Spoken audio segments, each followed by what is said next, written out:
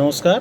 আজকে আমরা 2018 সালের উচ্চ মাধ্যমিকের ইতিহাস প্রশ্নপত্রের প্রশ্ন এবং উত্তর, অর্থাৎ এখানে বড় প্রশ্নগুলো না, এখানে শুধু এমসিকিউ আর এসএকিউ কোশ্চেনগুলো আলোচনা করব। প্রথম এমসিকিউগুলো করছি, তারপরে এসএকিউগুলো করব। দেখো, প্রথমে এমসিকিউ। ইতিহাস একটি বিজ্ঞান, এর বেশিও নয় কমও নয়, এটি কার উক্তি? এটা জেবি বিউডির উক্তি। 71-এর ডায়েরি কার লেখা? স্মৃতিকথাটি রচয়িতা হচ্ছে সুফিয়া কামাল।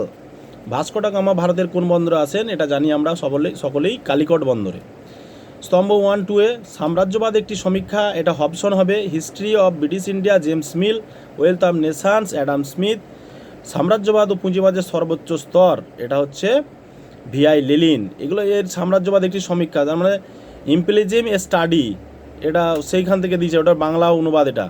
আবার এখানে প্রত্যেকের এদের বইয়ের নামগুলো দিয়ে দিয়েছে, যেমন এর সাম্রাজ্যবাদ পুঁজিবাদের সর্বোচ্চ স্তর, imperialism the high stage of capitalism. ঠিক আছে, তার মানে এটা অপশান হচ্ছে এ। বক্সার যুদ্ধে কে জড়িত ছিলেন না? এটা বক্সার যুদ্ধে জানো সিরাজউদ্দৌলা জড়িত ছিলেন না। এরপরের কোশ্চেন, রেগুলেটিং অ্যাক্ট কবে পাস হয়? 1773 খ্রিস্টাব্দে। বোর্ড অফ রেভিনিউ গঠন করেন লর্ড ওয়ারেন হেস্টিংস। শ্রীরামপুত্র এই নামে কারা পরিচিত ছিল? কেরি, মার্সম্যান আর ওয়ার্ড। Option D. সিমনোসিকির সন্ধি স্বাক্ষরিত হয়েছিল 1895 খ্রিস্টাব্দে। সত্যশোধক সভা প্রতিষ্ঠা করেন জ্যোতিবা ফুলে। বিরাট ষড়যন্ত্র মামলায় অভিযুক্ত নন সোমনাথ লাহিড়ী। ত্রিপুরী কংগ্রেসের সুভাষচন্দ্র বসুর প্রতিদ্বন্দ্বী ছিলেন পট্টবী সীতারামাইয়া। মুসলিম লীগের যে অধিবেশনে পাকিস্তান দাবি তোলা হয় সেটি হলো লাহোর। নাও আর নেভার পুস্তিকাটির লেখক লেখেন হচ্ছে চৌধুরী রহমত আলী। ইন্দোনেশিয়া উপনিবেশ স্থাপন করেন কারা? ওলন্দাজরা। ভারতের স্বাধীনতা আইন পাস হয়েছিল 1947 সালে 4 জুলাই। স্তম্ভ 1-2, ম্যাক্সিম লিডভিনিভ, এটা হচ্ছে রুশ পররাষ্ট্রমন্ত্রী। উইনস্টন চার্চিল ব্রিটিশ প্রধানমন্ত্রী। জোসেফ স্ট্যালিন রুশ রাষ্ট্রপতি। হ্যারি এস ট্রুম্যান মার্কিন রাষ্ট্রপতি। তার মানে অপশন সি। ফুলটন বক্তৃতা দিয়েছিলেন চার্চিল। জেনারেল নেগুইভ কোন দেশের সেনানায়ক ছিলেন? এটা হবে মিশর। মাইলাই ঘটনাটি ঘটেছিল ভিয়েতনামে। প্যাট্রিস লুমুম্বা কোন রাষ্ট্রের প্রধানমন্ত্রী ছিলেন? এটা হচ্ছে কঙ্গো। ভারতীয় পরিকল্পনা কমিশনের মূল রূপকার কে ছিলেন? জওহরলাল নেহেরু।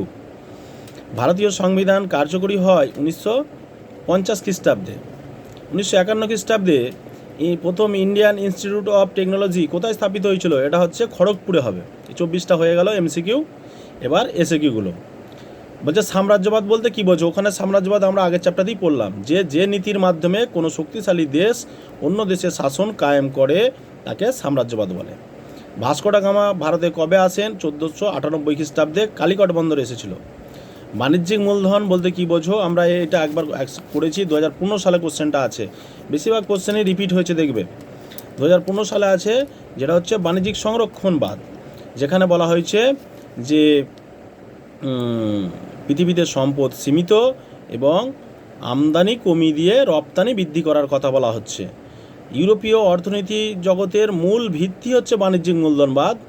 বলতে হবে ইউরোপীয় অর্থনীতির মূল ভিত্তি বাণিজ্যিক মূলধনবাদ। এর মূল বক্তব্য ছিল পৃথিবীতে সম্পদ সীমিত, যেখানে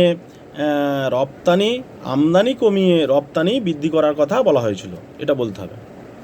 কত খ্রিস্টাব্দে আমেরিকা যুক্তরাষ্ট্র গঠিত হয়? 1776 খ্রিস্টাব্দে আমেরিকা যুক্তরাষ্ট্র গঠিত হয়েছিল।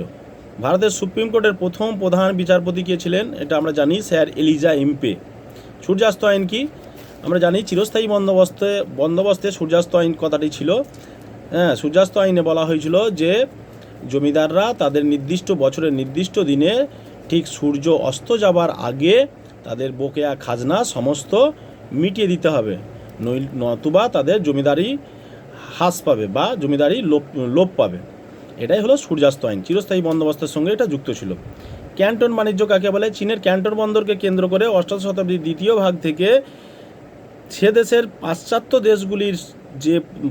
দেশগুলির যে প্রত্যক্ষ বাণিজ্যিক সম্পর্কের সূচনা হয় তা ক্যান্টন বাণিজ্য নামে পরিচিত। অর্থাৎ আমরা জানি যে নানকিং চুক্তির পর ক্যান্টন বন্দরের মাধ্যমে প্রত্যেকটা দেশের সাথে, ব্রিটেন তো সুবিধা পেয়েই ছিল, পাশ্চাত্য দেশগুলির সাথে চীনের প্রত্যক্ষ বাণিজ্যিক সম্পর্ক স্থাপিত হয়, যা ক্যান্টন বাণিজ্য নামে পরিচিত।